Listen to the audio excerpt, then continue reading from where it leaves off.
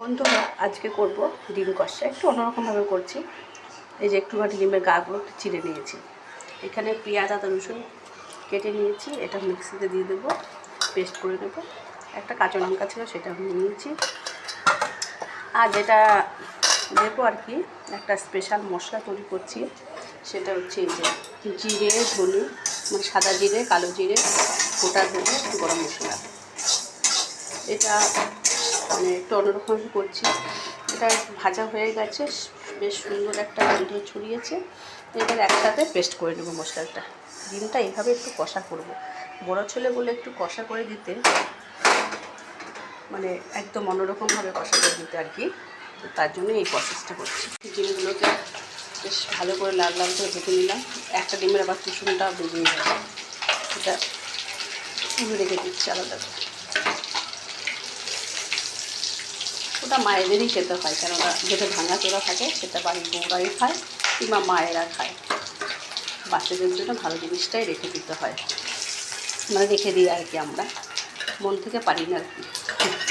এই যে ভাজা হয়ে গেছে ডিম। এই যে কড়াতে জিরে আর তেজপাতা, গোটা জিরে আর তেজপাতা ফোড়ন দিয়ে পেঁয়াজ আদা রসুন আর মশলার পেস্টটা দিয়ে দিচ্ছি। এর মধ্যে আর জিরে গুঁড়ো দেবো না, নুন দিলাম আর একটু হলুদ গুঁড়ো আর একটু কাশ্মীরি লঙ্কা দিয়ে দেবো, আর একটু ঝাল লঙ্কার গুঁড়ো করে দেবো,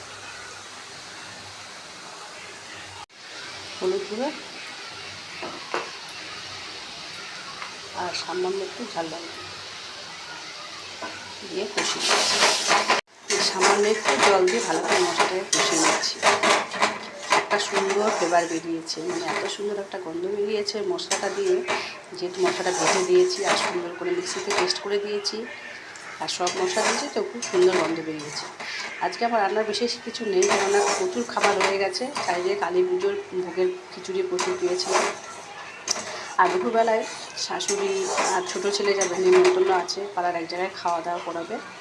তো ওই জন্য ভাবলাম আজকে শুধু ডিমটাই করে রেখে দিই।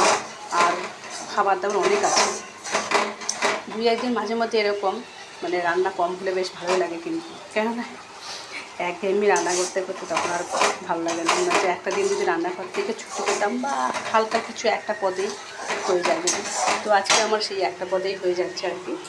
আর করেছিলাম আলু সিদ্ধ, পেঁপে সিদ্ধ, কুমড়ো সিদ্ধ। এটা সকালবেলা ওরা একটু ভাত দিয়ে খেয়েছে, আর একটু আছে, আর একটু বাটা আছে, মানে কাঁচকলের খোসা বাটা, তো ওই দিয়ে হয়ে যাবে। একটু ডাল আছে, ওই দিয়ে হয়ে যাবে।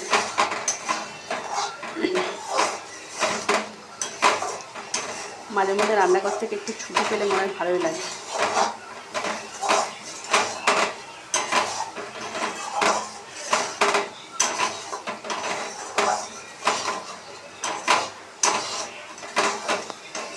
থেকে তেল ছেড়ে গেছে, আর এই যে আমি একটু জলটা দিয়ে দিচ্ছি।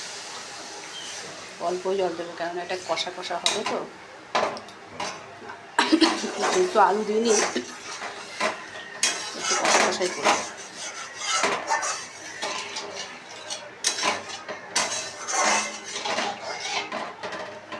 এই যে ডিম হয়ে গেছে। আপনাদেরকে আর তখন ডিমের ঝোলটা বেশি ভালো করে দেখাতে পারিনি, একটু সামান্য একটু ঝোল রেখেছি, যেহেতু একটা তরকারি তো ওই জন্য।